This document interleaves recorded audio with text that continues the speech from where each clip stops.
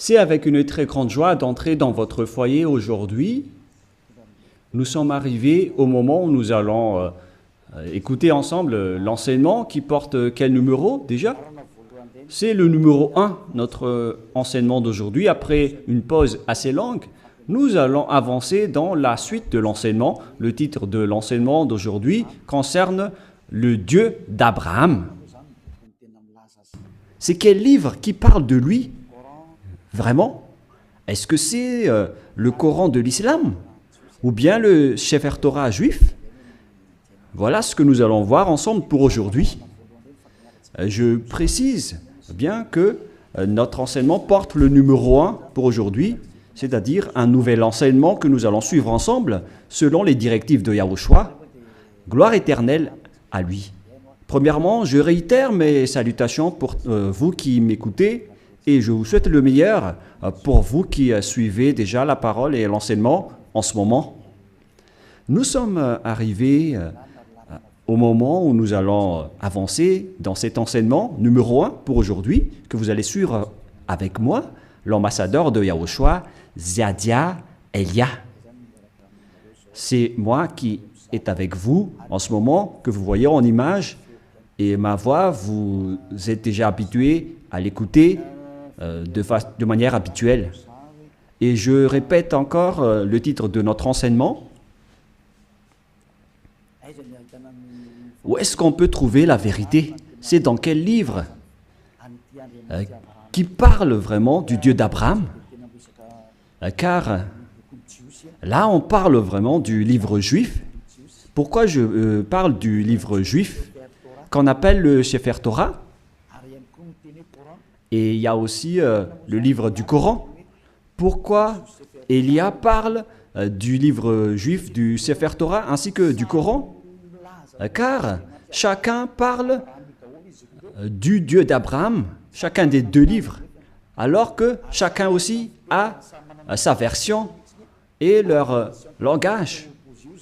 Et on parle de versions tout à fait opposées, deux versions diamétralement opposées, qu'on peut dire qui sont vraiment opposées avec aucune liaison.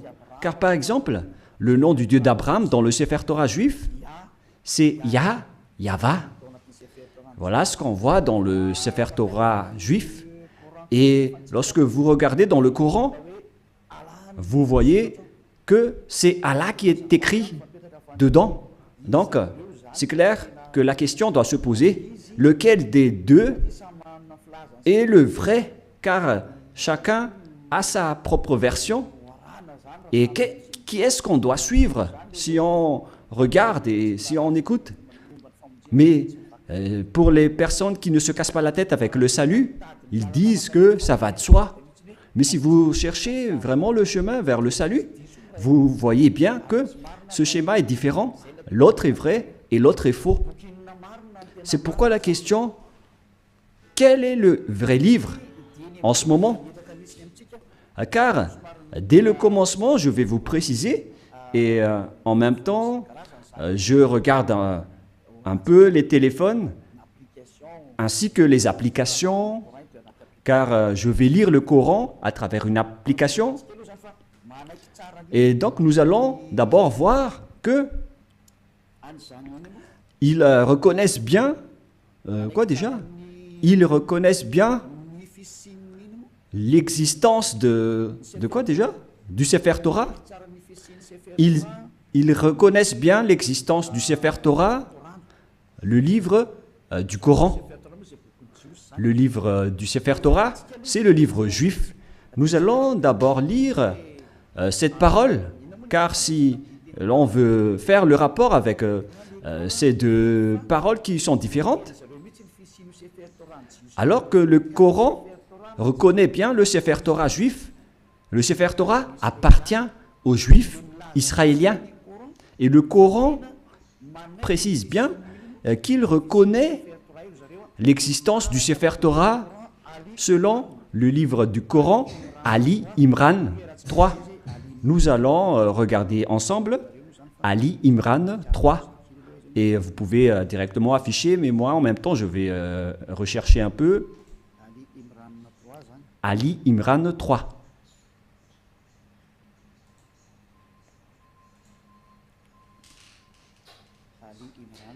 Ali Imran, que vous pouvez déjà afficher, car là, je l'ai retrouvé.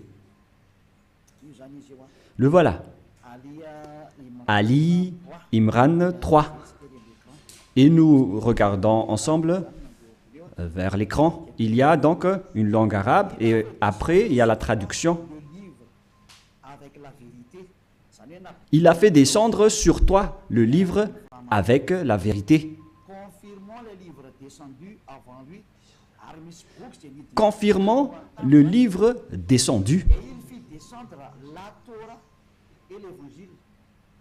Et il fit descendre la Torah et l'Évangile, ce qui prouve que l'islam reconnaît bien que ce sont eux qui ont fait entrer la Torah ainsi que l'Évangile dans le verset 2, à l'Imran verset 2. Voilà ce qui est dit. Allah, pas de divinité à part lui. C'est-à-dire qu'il n'y a pas aucun Dieu à part lui, le vivant, celui qui subsiste par lui-même. Nous voyons bien donc qu'il y a deux schémas différents qu'on doit faire connaître aux gens. Où est-ce qu'on doit aller si vous cherchez le salut? Voilà le rôle de Elia. Elia est là pour sauver tous les humains, non pas seulement ceux qui invoquent Jésus ou Jesus, mais tous ceux qui veulent avancer, vous pouvez avancer. Ceux qui veulent rester, vous pouvez rester.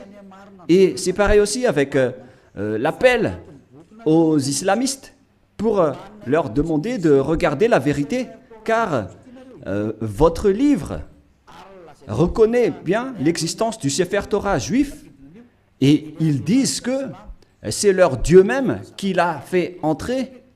C'est le Dieu de l'islam.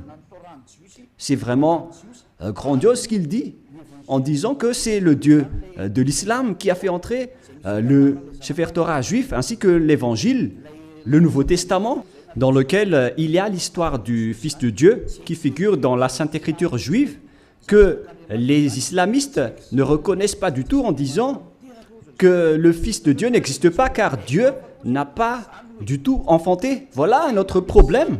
C'est-à-dire qu'il y a un schéma étrange concernant cette parole de Dieu qui vraiment possède la vérité. Et donc, nous allons suivre le titre qui raconte vraiment ce Dieu et qui a vraiment la vérité.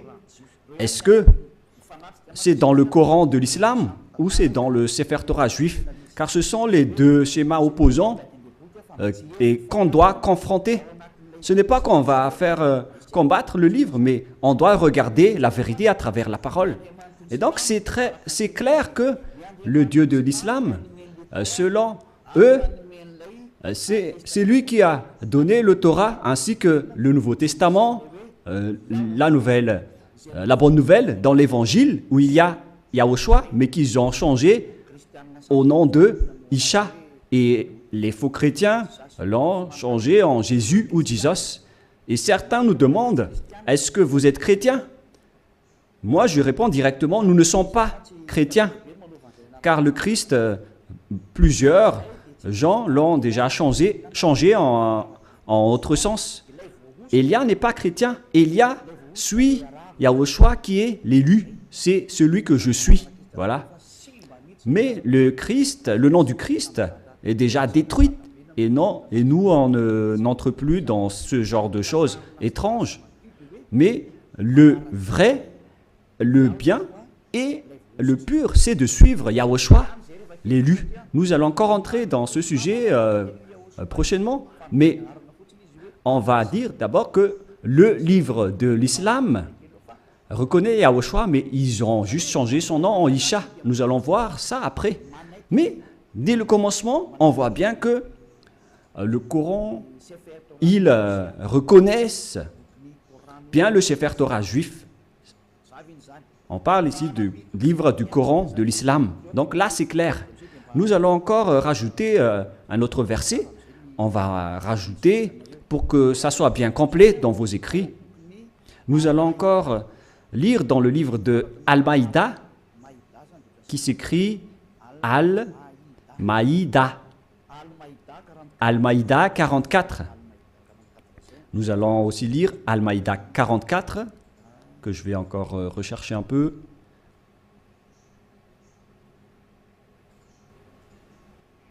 Al-Maïda 44. Al-Maïda 44. C'est-à-dire que c'est écrit en plusieurs paroles que le Torah existe. Mais comment te demanderaient-ils d'être leur juge quand ils ont avec eux la Torah dans laquelle se trouve le jugement d'Allah? C'est-à-dire, ici la parole précise que c'est dans le Torah qu'il y a le jugement de Allah, c'est-à-dire le Dieu de l'islam. Son jugement réside dans le Torah, dans la Torah. Et donc c'est clair à ce sujet-là que la Torah appartient à Allah, ce qui est étrange déjà. Mais qui est le vrai propriétaire de la Torah? Est-ce que c'est Allah ou bien Yahva? Toutes ces questions se posent, car nous voyons tous ensemble que les islamistes disent qu'ils sont les propriétaires de la Torah, d'après ce schéma, car le jugement de Allah pour les humains est dedans. Et bien évidemment, on va juger les humains, et ils disent que c'est dans le Sefer Torah juif. Et puis après cela, ils jettent en jugement, et ces gens-là sont nullement des croyants. Bon, on va laisser ça de côté, mais ici, on voit bien que la parole est très claire en disant que le Dieu Allah Islam est bien dans le Sefer Torah juif, ce qui est déjà étrange. Mais on va voir la vérité. Et malgré cela, nous allons encore regarder d'autres paroles pour bien compléter, pour bien prouver la parole de Élia. Nous allons lire dans Mariam 12. Attendez un peu parce que le livre s'est envolé. Mariam.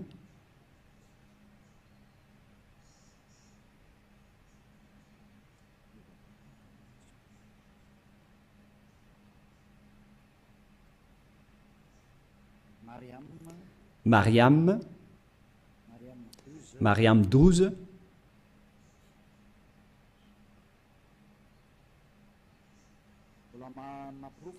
Ce qui, je suis encore en train de donner des preuves. Hein.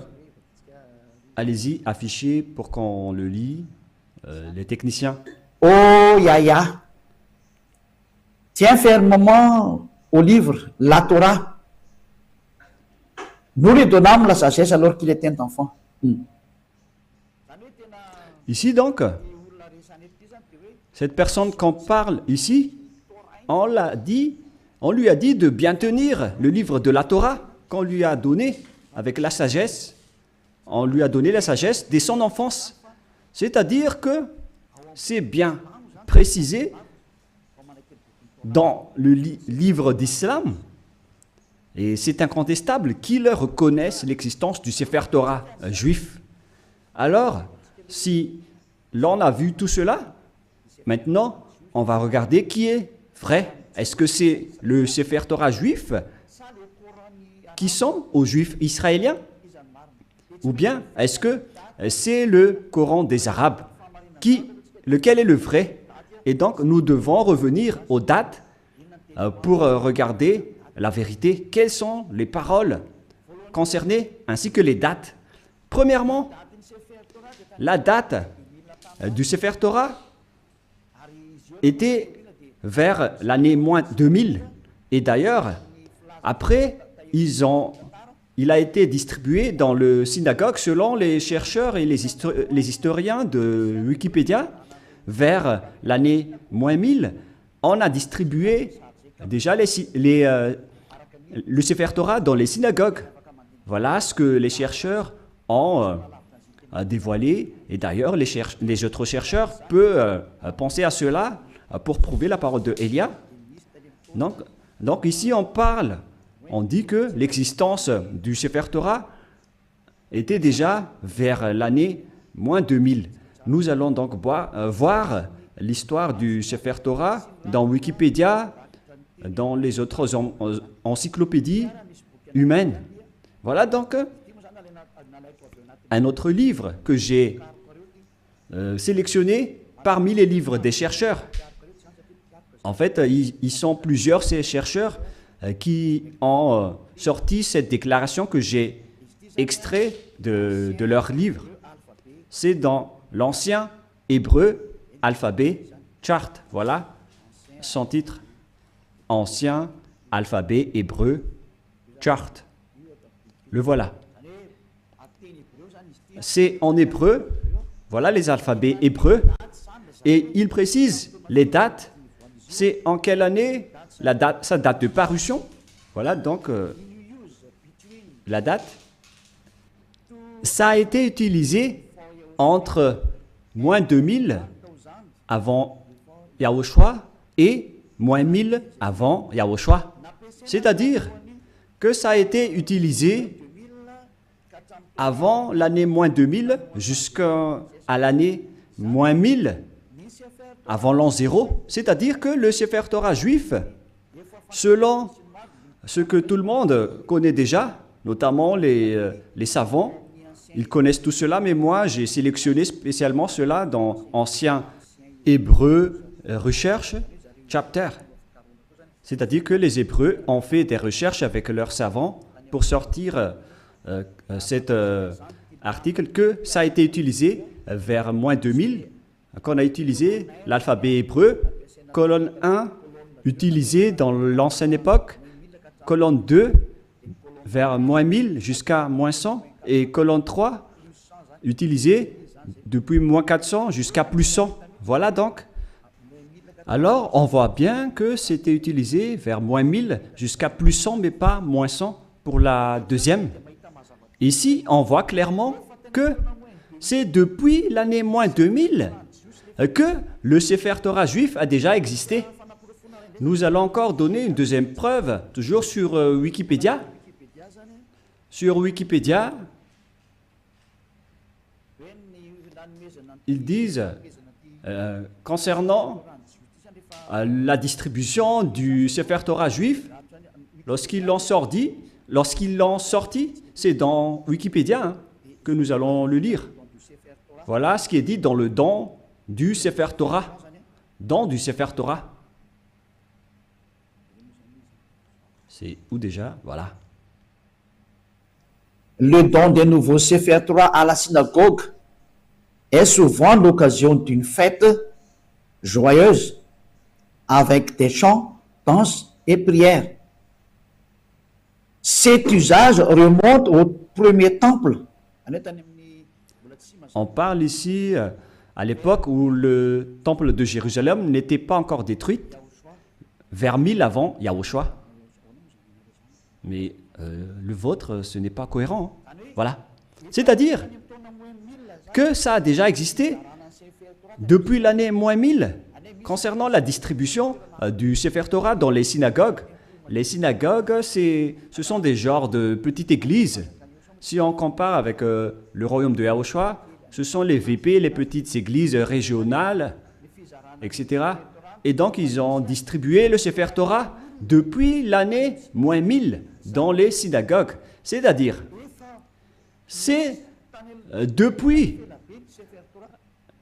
une époque ancienne que le Sefer Torah existait déjà. C'est-à-dire vers l'année moins 1000. Et on a déjà vu aussi qu'il a existé depuis moins 2000. Mais sa distribution dans les synagogues, c'était vers l'année moins 1000 avant l'an 0. Donc là, c'est clair et c'est bien prouvé que le Sefer Torah existait déjà avant l'année 0.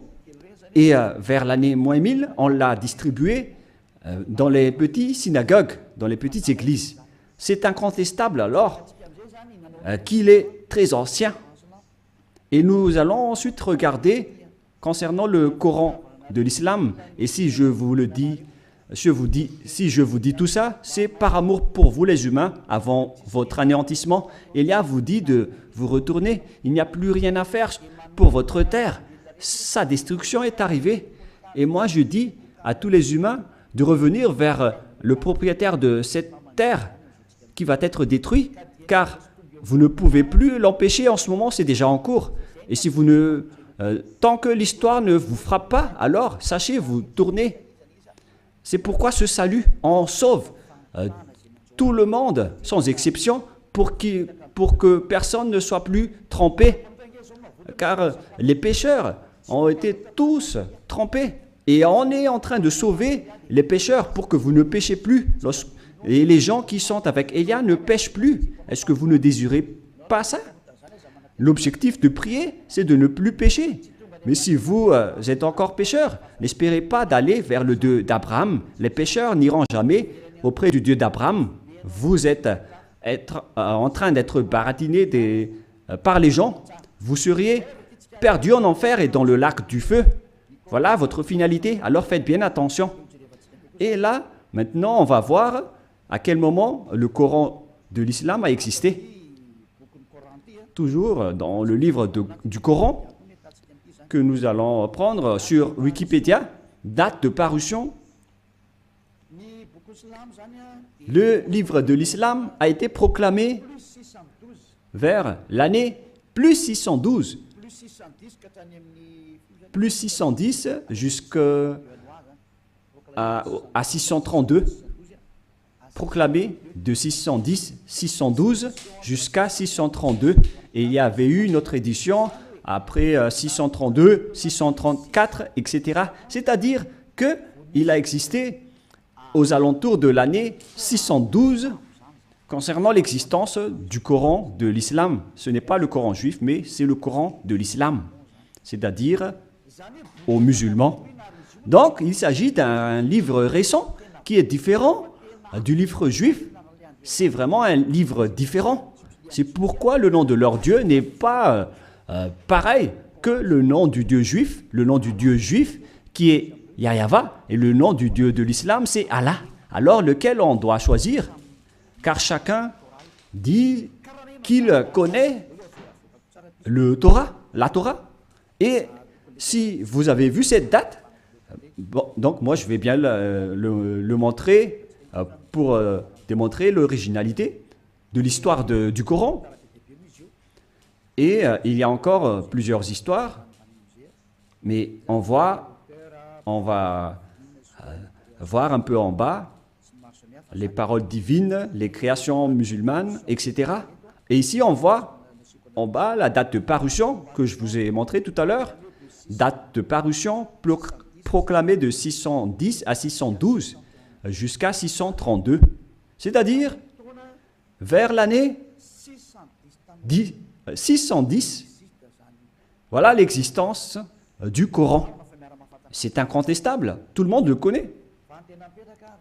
La question qui se pose, si on veut regarder la vérité sans favoritisme, si on veut voir la vérité sans favoritisme, qu'est-ce qu'on doit suivre? Qui est-ce qu'on doit suivre?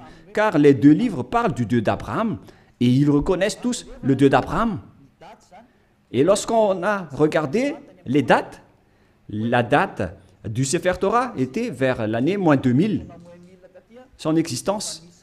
Et vers l'année moins 1000, sur Wikipédia, c'est prouvé qu'il a été distribué le Sefer Torah, on l'a distribué dans les petites synagogues. C'est-à-dire qu'il s'agit d'un livre très ancien, le Sefer Torah. C'est lui qui a conservé les anciennes paroles. Et donc, si on regarde bien, qu'est-ce qu'on doit prendre? Est-ce que vous allez prendre le livre qui était né vers plus 600 de l'islam? Est-ce que c'est là qu'on doit voir la vérité sur le Dieu d'Abraham? Ou bien vers celui qui était vers moins 2000? Et sans hésitation, sans favoritisme, tout le monde doit dire qu'on doit voir dans le livre qui existait vers moins 2000, qui a conservé toute la vérité. Voilà la vérité. Lorsque vous regardez l'originalité, il faut regarder le plus ancien. Si l'on prend l'exemple d'un problème foncier, on doit avoir la source de la situation juridique au tribunal, on doit voir l'authenticité, le plus authentique, le plus ancien. Et donc, c'est clair que c'est celui qui possède le plus ancien dossier qui est le propriétaire du terrain, mais pas celui qui est venu récemment. Voilà donc pour prouver la vérité qui est incontestable, même pas un tout petit peu. Voilà la question qui se pose. Qui a eu tort? Et nous allons d'abord préciser ce schéma qui est en cours. Et qui a écrit le livre du Sefer Torah d'abord? Car nous voyons bien que celui qui a écrit le livre du Coran, c'est un arabe. Et il ne peut pas nier cela. Mais celui qui a écrit le Sefer Torah juif, c'est Moshe. C'est Moshe qui l'a écrit. Et c'est justement ça qu'on va regarder en disant, est-ce que le Coran reconnaît Moshe et accepte Moshe? Voilà ce qu'on va regarder. Allons-y. Il accepte Moshe. Il accepte Moshe car c'est Moshe qui l'a écrit. C'est dans Exode 24. Quel verset déjà?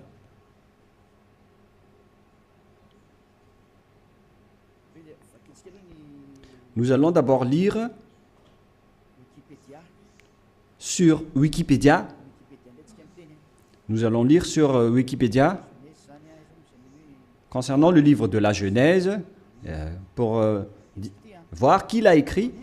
Nous allons lire le livre de la Genèse sur Wikipédia qui a été écrit par les chercheurs mondiaux. Donc, le livre de la Genèse, ainsi que les autres livres, qui les ont écrits? L'Exode, et etc. Le livre de la Genèse. Premier livre de la Bible, du Sefer Torah, car c'était des écrits récents, mais anciennement, son appellation juive, c'est le Sefer Torah.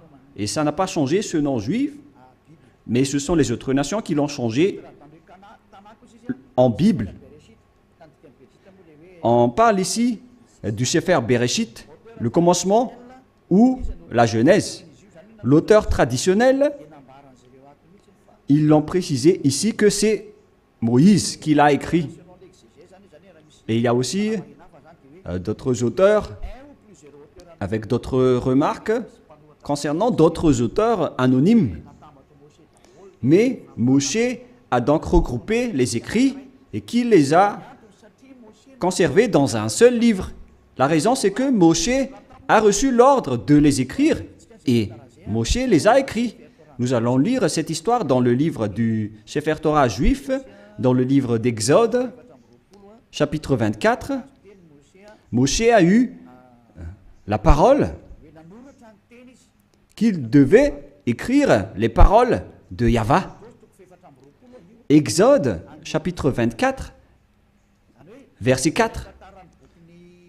Ce qui veut dire que l'histoire du livre de la Genèse, de l'Exode, Lévitique, Nombre et Deutéronome, ce sont tous des livres écrits par le grand-père Moshe.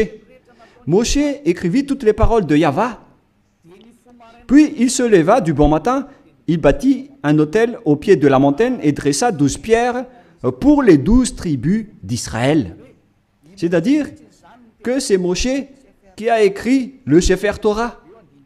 C'est bien clair dans le verset 4 qui est bien clair. Moshe écrivit toutes les paroles de Yahvé. Personne ne peut plus contester cela en disant que c'est une autre personne qui l'a écrit. Donc l'ancien Sefer Torah, le plus ancien, c'est Moshe qui a écrit tous ces livres selon ce qui est dit dans le Sefer Torah, dans le livre d'Exode, qui est un livre de Moshe. Et nous allons voir maintenant si les islamistes acceptent Moshe. Et si les islamistes acceptent Moshe, alors on ne peut plus nier la vérité sur le Sefer Torah. Directement, le Sefer Torah est vrai et incontestable. Si vous allez encore contester cela, vous avez tort, car si vous acceptez la vérité sur son auteur, alors que Son nom figure bien dans le Sefer Torah. Il s'appelle Moshe dans le Sefer Torah, mais le Coran de l'islam l'a changé en Mosha. Voilà leur appellation, et tout le monde connaît cela. Et nous allons donc voir s'ils acceptent Moshe dans le Coran de l'islam.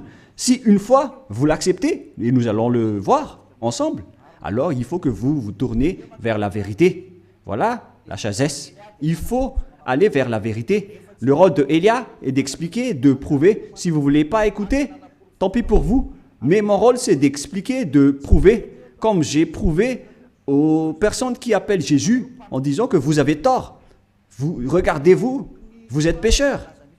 Et même le livre du Coran précise bien que tous les islamistes sont pécheurs. Et ce qui est pire, c'est qu'ils vont être tous jetés en enfer. Et ils connaissent tout cela. Et ils disent qu'on va les sélectionner petit à petit de l'enfer après. La question que je vous pose, par quel moyen vous allez quitter l'enfer? Car c'est écrit dans votre livre, ma venue, c'est de sauver les humains sans exception. Voilà le grand amour. C'est sauver tout le monde en tant qu'humain. Comment vous allez échapper à l'enfer? Par quelle solution? Et ne répondez pas bêtement. Il faut donner une vraie solution. Car dans votre livre, il est également écrit que vous n'avez pas le pouvoir de purifier ou de rendre parfaite une personne. C'est écrit dans votre livre. Vous n'avez pas le pouvoir de changer une personne en une personne vraie et parfaite. Alors, comment vous allez échapper à l'enfer? La question qui se pose. Après votre mort, vous irez en enfer et comment vous allez quitter cette zone? C'est vraiment pire. Hein? Je ne sais pas si vous avez déjà entendu cela, mais lorsqu'on discute avec les gens, ils acceptent que c'est vrai. Et lorsqu'on les pose la question, comment vous allez échapper à cela? Et après, ils donnent des réponses bêtes. Si vous êtes en enfer, alors vous êtes méchant, vous êtes puni.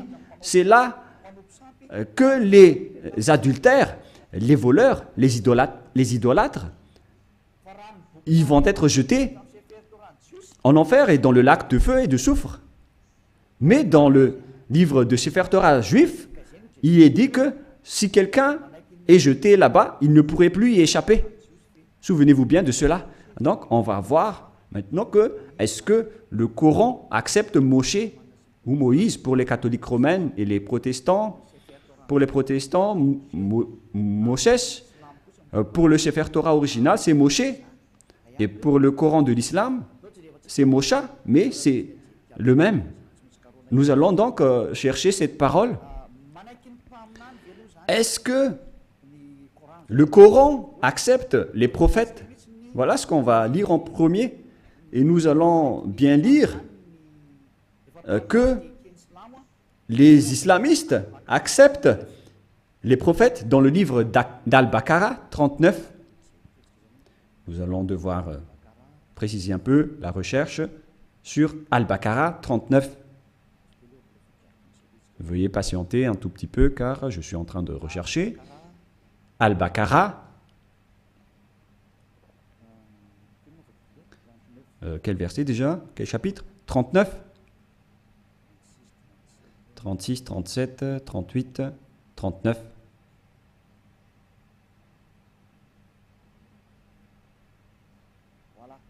Voilà. Al-Baqarah 39, le voilà.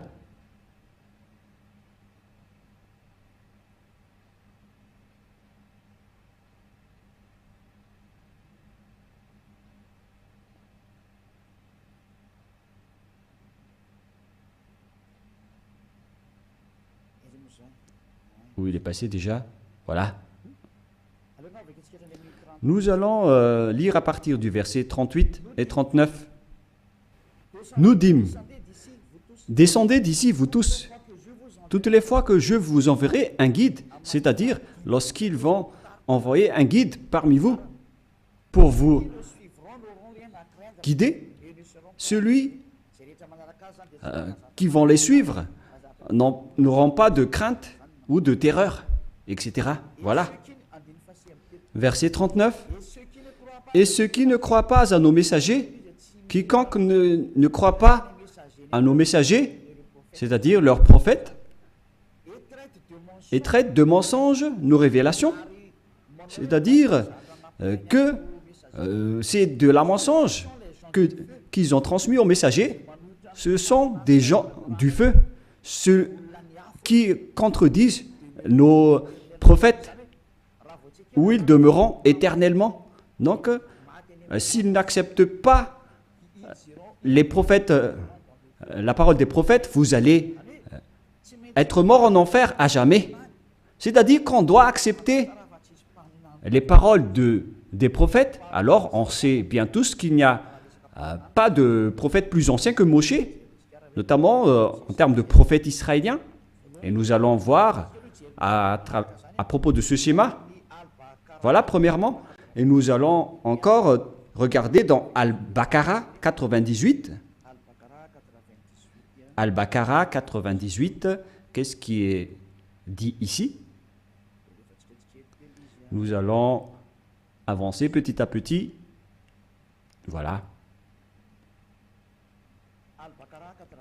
Al-Baqarah 98. Al-Baqarah, voilà. 98. Dit, quiconque est ennemi d'Allah, il s'agit de leur Dieu, de ses anges et de ses messagers, jusqu'à ses messagers, de Gabriel et de Michaël. Vous voyez bien qu'il y a le terme Gabriel et Michaël qui se trouve dans le livre de Sefer Torah également. Allah sera son ennemi, c'est-à-dire que Allah sera leur ennemi, car Allah, le Dieu de l'islam, il est l'ennemi des infidèles. C'est-à-dire, on doit accepter les paroles des messagers ou des prophètes, sinon vous serez un ennemi de ce Dieu. C'est clair alors qu'on va voir que est-ce que Moshe est un prophète dans le livre du Coran? Mais si Moshe est un prophète, alors les paroles de Moshe doivent être acceptées par les islamistes, car Moshe est le premier prophète. Et eux, ils reconnaissent le livre de la Torah. Et Moshe se trouve dans la Torah et pas ailleurs. Nous allons également voir une autre parole, toujours dans Al-Baqarah, mais dans le chapitre 253. C'est un peu loin, ce chapitre 253. C'est encore loin.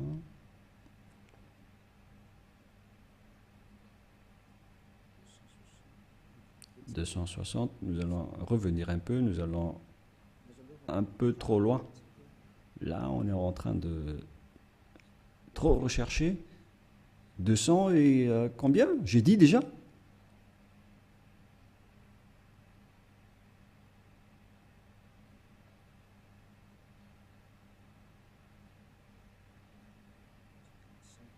55, 54, 53, voilà.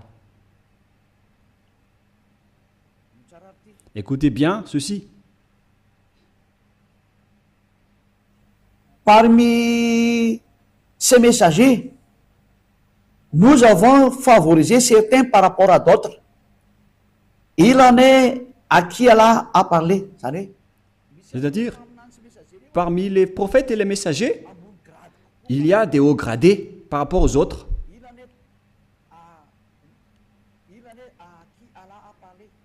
Il en est à qui Allah a parlé. Et il en a élevé d'autres en grade, qui ont été promus en grade. Ils disent Jésus ici, mais à vrai dire, c'est Yahushua. Vous voyez le changement des noms. Et les islamistes parlent de Isha. Donc, Yahushua, fils de Marie ou de Maria. Nous avons la preuve que Yahushua a le Saint-Esprit. C'est dit dans le livre du Coran. Et il est exceptionnel comparé aux autres prophètes. Et si Allah a voulu qui se sont s'entretués, etc. Mais nous allons en rester là. Mais ce qu'on précise ici, c'est qu'il y a des prophètes haut gradés parmi les autres prophètes, y compris Yahushua, le fils de Maria. C'est bien dit dans le livre du Coran, de l'islam. C'est-à-dire que, face à cette parole, le livre du Coran précise bien que ils acceptent bien que Yahushua, qui a été enfanté par Maria, a bien le Saint-Esprit. Et ils ont dit qu'ils ont bien la preuve qu'on lui a bien donné le Saint-Esprit. On lui a confirmé le Saint-Esprit. Et c'est Allah qui a dit cela selon eux. Alors ici, c'est précisé qu'on doit écouter les paroles des prophètes. Alors, maintenant, nous allons lire comment ils acceptent Moshe, Moïse ou Mosha. Est-ce qu'ils acceptent Moshe? Dans le livre d'Al-Imran, est-ce qu'ils acceptent Moshe? Voilà ce qu'on va terminer ceci pour aujourd'hui. Est-ce que le Coran de l'islam accepte Moshe? Parce que s'ils acceptent, face à toutes ces paroles, donc c'est clair que c'est le Sefer Torah juif qui est vrai et le Coran est faux, d'après tout ce qu'on a dit. J'ai donné des preuves. Je n'ai pas seulement donné des paroles du Sefer Torah, mais j'ai également donné des paroles du Coran. Comme ça, vous voyez bien que je n'ai pas fait du favoritisme, car chacun a dit sa version, et à vous de connaître lequel doit-on suivre. Et donc, le livre de Al-Miran 84 précise aussi, et je précise aussi que c'est de l'amour, tout ce que je suis en train de vous parler, pour que vous ne soyez pas jetés en enfer, au cas où vous allez être en difficulté avec le danger que vous allez subir. J'ai dit Al-Imran 84, voilà. Allons-y. Dit Al-Imran 84. Nous croyons en Allah, à ce qu'on a fait descendre sur nous. On parle ici des islamistes. À ce qu'on a fait descendre sur Abraham, en Ismaël, en Isaac. Tous ces noms figurent dans le livre du Sefer Torah, hein, en Jacob et sa tribu. On voit bien l'histoire de cette tribu dans le livre du Sefer Torah juif et de ce qui a été porté par Moïse. Moïse, et donc ici c'est le porte-parole et le prophète, et on va dire Yahushua directement. Et ici donc, on précise bien que les islamistes croient à tous les prophètes jusqu'à Jésus, Isha, c'est-à-dire Yahushua, en vrai. Depuis Moshe ou Moïse, ils acceptent tous les prophètes. C'est clair alors que le Coran ne peut pas dire qu'il nie Moshe. C'est pas vrai. On le nie carrément, car nous l'avons bien tous vu ensemble. Élia n'a rien inventé. Élia n'a rien inventé. C'est le salut. Le danger arrive sur votre terre. C'est le devoir de Élia de vous sauver. Mais si vous ne voulez pas être sauvé, vous avez déjà écouté, tant pis pour vous, mais j'espère que vous allez être sauvés. Nous allons encore voir une autre parole dans Mariam 51, où se trouve le livre de Mariam 51.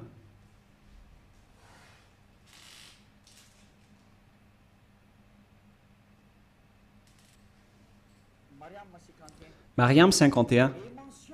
Et mentionne dans le livre de Moïse ou Moshe, c'était vraiment un élu. Et c'était un messager. Et un prophète.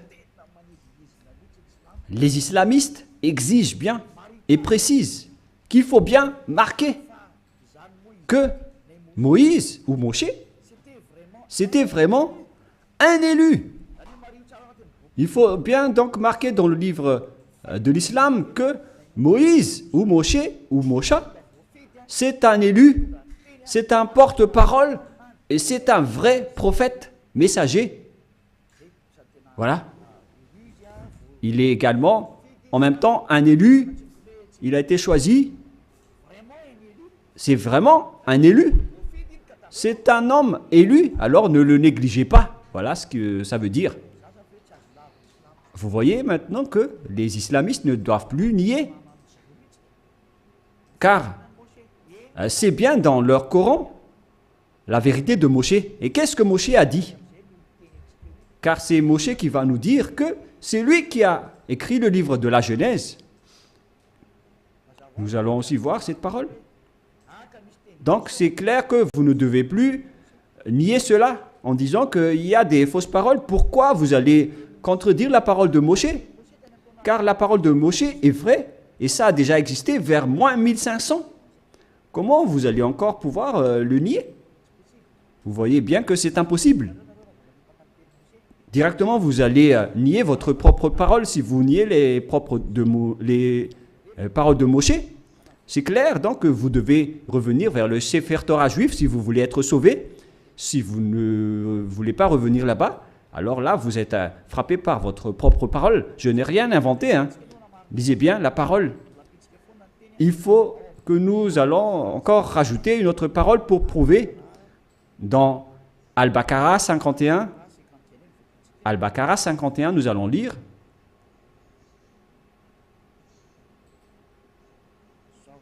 Voilà. Al-Baqarah 51. Et rappelez-vous, lorsque nous donnâmes rendez-vous à Moïse pendant 48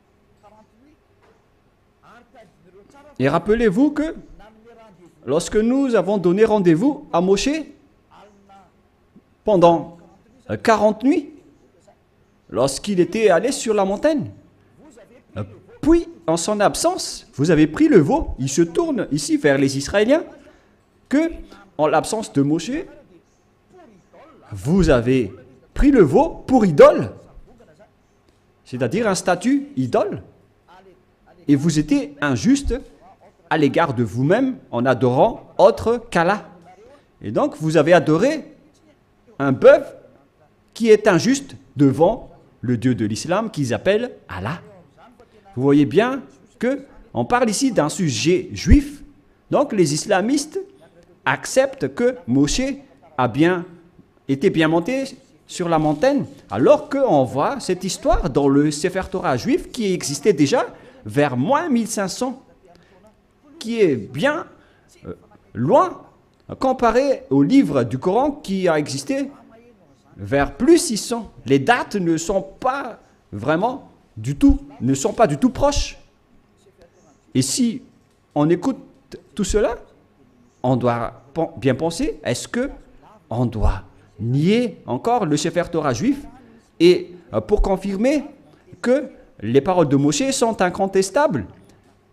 C'est le livre de Coran qui le dit.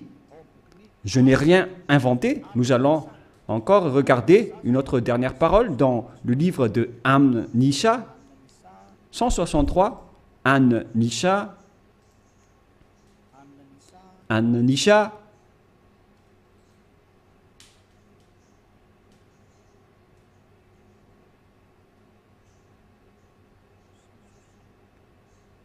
162.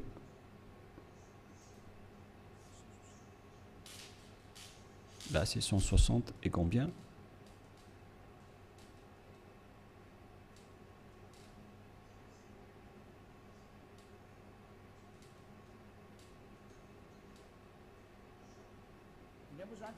Ici, donc, tous les prophètes sont concernés. Nous t'avons fait une révélation. Comme film à Noé, nous t'avons fait une révélation, comme à l'époque de Noé. Noé, on sait tous qu'il existe dans le Sefer Torah juif, à tous les prophètes. Nous allons faire une révélation en Abraham, en Ismaël, à Isaac, en Jacob, ainsi à toutes les tribus, jusqu'à Yahushua, Job, Jonah, Aaron, jusqu'à Solomon. Et nous avons donné le Zabour à David. Le Zabour, c'est le livre de psaumes.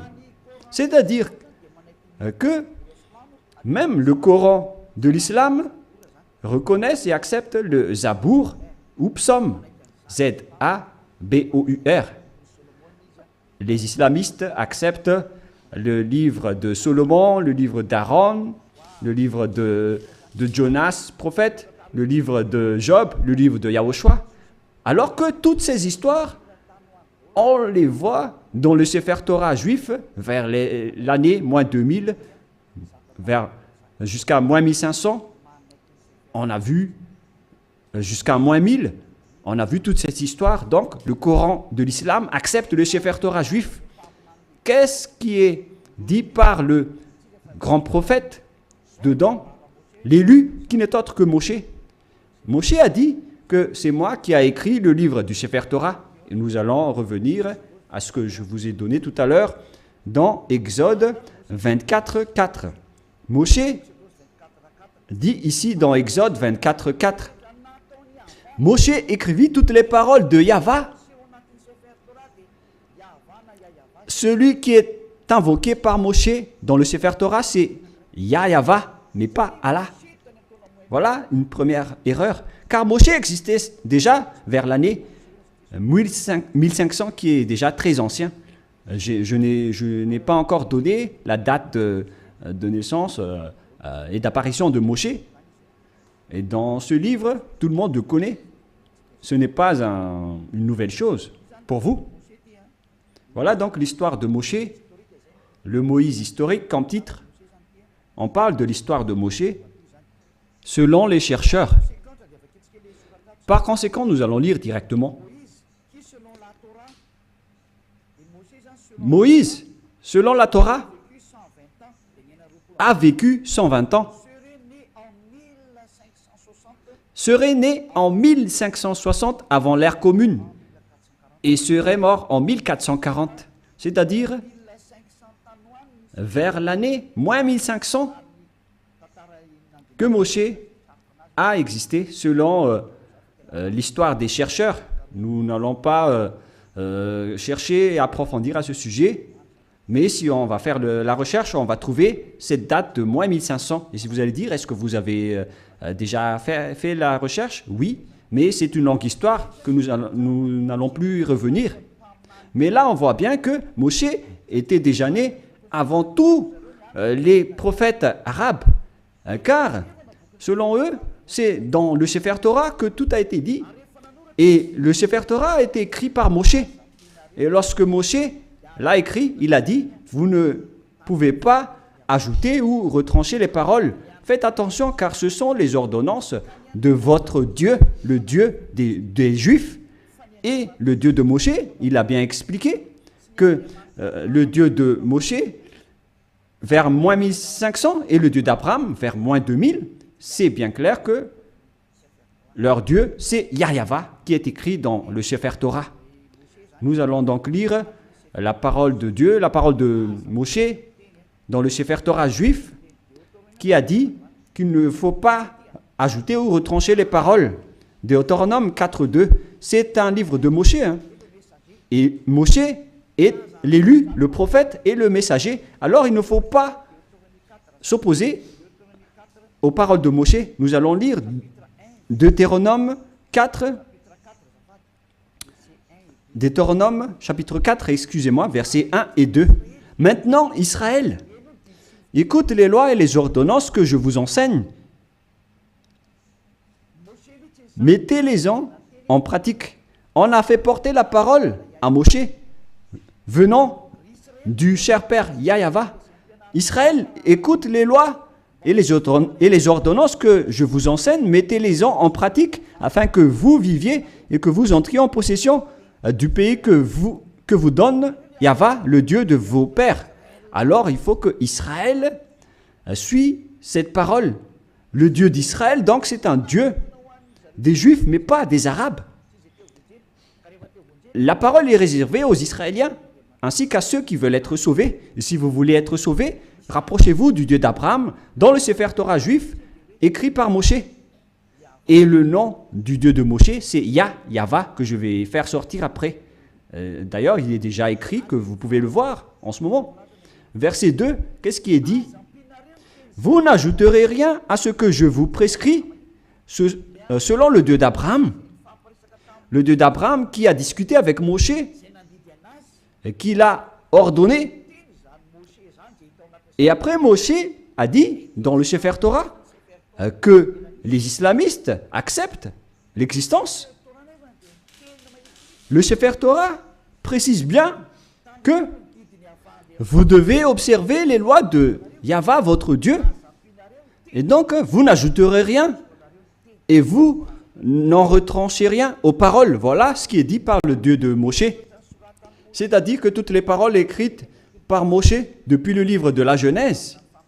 Et après, il a organisé l'écriture jusqu'à la fin du livre de Deutéronome. Les paroles de Moshe sont bien directes. Vous n'ajouterez rien et vous n'en retranchez rien. Alors, vous ne pouvez pas dire que c'est un livre ancien et obsolète qu'on ne doit plus écouter, ou que c'est un ancien prophète qu'on ne doit plus écouter. Sachez qu'il est interdit par la parole du Dieu qui a discuté avec Moshe dans le Sefer Torah juif. Il a dit, ne rajoutez rien et ne retranchez rien. Donc, tous ceux qui ont changé le Sefer Torah juif ont tous tort. Ceux qui ont changé ce livre sont coupables devant ce Dieu de Moshe, car il ne faut rien rajouter ou retrancher aux paroles. Alors que chacun réfléchisse. Qui a fait l'erreur? Qui a fait la faute? Ce n'est pas du tout Élia. Je vous ai donné la preuve. Et que chacun regarde et lit et écoute qui a eu tort. Et si les jugements se déroulent parfaitement, on a tous vu que celui qui a changé le Sefer Torah juif aura tort. Car c'est Moshe qui a précisé qu'on ne peut ni rajouter ni retrancher les paroles qui sont dedans. Car ce sont les lois de Dieu, les lois de Yahva qui a envoyé Moshe vers l'année 1500. Il est le plus ancien des prophètes. Et il a écrit le Sefer Torah directement. Et ce prophète a dit qu'il ne faut pas ajouter ni retrancher mes paroles selon le Dieu d'Abraham. Car si vous allez faire ça, vous allez être en conflit avec lui. C'est interdit pour vous de faire cela.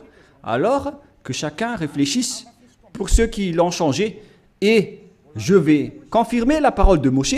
Moshe a encore dit que vous devez uniquement écouter les paroles des prophètes israéliens. C'est également ces paroles. Alors que chacun réfléchisse face à tout cela, qu'est-ce qui se passe sur cette terre? Pensez-y, prenez une décision pour ceux qui vont être sauvés. Rapprochez-vous du Dieu d'Abraham, celui qui a envoyé Moshe. Son nom c'est Yahva. Alors revenez vers le Sefer Torah juif. Voilà la seule sagesse. Voilà ce que le Dieu de Moshe a dit dans Deutéronome 18, pour terminer. Deutéronome 18, 15. Autant Dieu suscitera du milieu de toi, d'entre tes frères, un prophète comme moi. Vous l'écouterez. Et c'est lui qui a dit, à présent les Israéliens, écoutez ma loi et mes ordonnances. Il se tourne vers les Israéliens à ce sujet-là. Tu susciteras du milieu de toi, d'entre tes frères, un prophète comme moi, et vous l'écouterez. Vous ne pouvez pas écouter d'autres prophètes à part les prophètes israéliens. Si vous écoutez d'autres prophètes, alors c'est injuste. Quels que soient les autres prophètes, c'est Moshe qui le nie. Et c'est le Dieu de Moshe qui l'a dit. Et c'est le Dieu Yahva qui a envoyé Moshe, le prophète, qui a dit que vous ne devez écouter que les prophètes israéliens. Pour terminer, nous allons lire le verset 18 et 19. Deutéronome 18, 18, 19. Je leur susciterai du milieu de toi, de leurs frères, un prophète comme toi. Je mettrai mes paroles dans sa bouche et il leur dira tout ce que je lui commanderai. Et si quelqu'un n'écoute pas mes paroles qu'il dira en mon nom, c'est moi qui lui en demanderai compte. Selon ce Dieu d'Abraham, c'est le Dieu d'Abraham qui a déclaré que quiconque n'écoute pas ma parole, je vais les juger. Qu'est-ce qu'il a dit? Vous devez uniquement écouter les prophètes israéliens. S'ils ne sont pas israéliens, alors c'est pas correct. Selon le Dieu d'Abraham, il a dit que vous devez écouter les prophètes israéliens. Et le prophète israélien qui a écrit cela, c'est Moshe, que vous acceptez dans le livre du Coran. Le Coran accepte précisément qu'il est accepté en tant que prophète, messager et élu. Donc si vous niez Moshe, ce Dieu d'Abraham va vous juger. Et nous allons terminer avec le nom du Dieu d'Abraham. Son nom c'est Yahva. Nous allons lire dans le livre de l'Exode pour terminer. Et après que chacun réfléchisse sur cette grande bonté, car c'est un salut pour vous. Nous sommes arrivés pour vous sauver. Le sage voit le danger et se cache, mais le fou avance et regrette. Exode 15, 2. Yahva est ma force et le sujet de mes louanges. C'est lui qui m'a sauvé. Il est mon Dieu, je le célébrerai. Il est le Dieu de mon Père. Je l'exalterai. Yahva est un vaillant guerrier. Yahva est son nom. Donc, le nom de ce Dieu dans le Sefer Torah, c'est Yahva. D'ailleurs, nous avons le Sefer Torah que nous allons montrer pour terminer dans Exode 15, 2.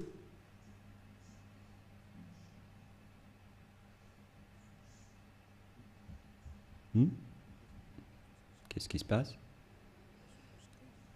Exode 15, nous allons lire Exode 15.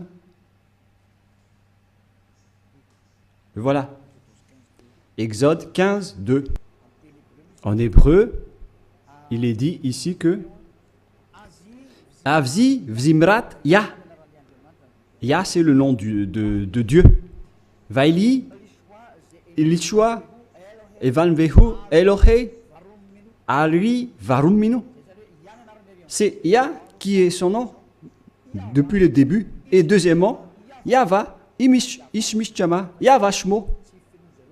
Alors, ça veut dire Yahva, mais ils n'ont pas complété la parole, mais je l'ai déjà enseigné. Mais maintenant, nous allons revenir avec la version française, parce que là, c'est en hébreu qu'on ne peut pas comprendre. C'est dans Exode 15, 3. Yahva est un vaillant guerrier. Yahva est son nom. Et le nom du Dieu invoqué par Abraham et par Moshe dans le Sefer Torah juif que le Coran accepte, qui existait vers moins 2000 et moins 1500. Il précise que le nom de ce Dieu d'Abraham qu'ils ont appelé à eux deux, Abraham et Moshe, le nom de ce Dieu c'est Yahva. Et donc, si vous ne suivez pas cela, imaginez et pensez que vous avez fait une grosse erreur. Si vous mourrez dans cette situation, vous irez en enfer. Écoutez ma parole, c'est de l'amour, ce n'est pas de la diffamation, c'est de la preuve pour la parole. Le sage voit le danger et se cache, mais le fou avance et le regrette. J'espère que vous tous qui m'avez écouté, vous allez vous tourner vers la vérité, le Dieu d'Abraham, le Dieu de Moshe qui est incontestable. Suivez Yahva, suivez Yahushua. Écoutez la parole du Dieu d'Abraham dans le Sefer Torah juif pour votre sagesse. Nous allons prier ensemble. Merci infiniment Père Yahva pour toutes ces paroles. J'ai fait connaître à tout le monde entier ta vérité. Je les ai donné la preuve concernant ta vérité, ainsi que l'injustice que les gens ont pratiquée jusqu'à maintenant. Et te demande d'ouvrir la raison des gens pour qu'ils se repentissent et pour être guéris. Montre-nous ta gloire et ta bonté, Père Yahva, car c'est le moment de donner la vérité. C'est la dernière heure, le dernier moment pour faire revenir la raison des gens, pour se tourner vers toi. Le sage voit le danger et se cache, mais le fou avance et le regrette. Père Yahva, la gloire éternelle est uniquement à toi. On va faire revenir vers toi ta gloire ton respect et ta vérité. Voilà la mission que tu as confiée à Elia. Gloire éternelle à toi, Père Yahva. Et au nom de toi, Yahushua. Alléluia. Amen. Je vous souhaite à tous d'être bénis par Yahushua et à notre prochain rendez-vous. Au revoir.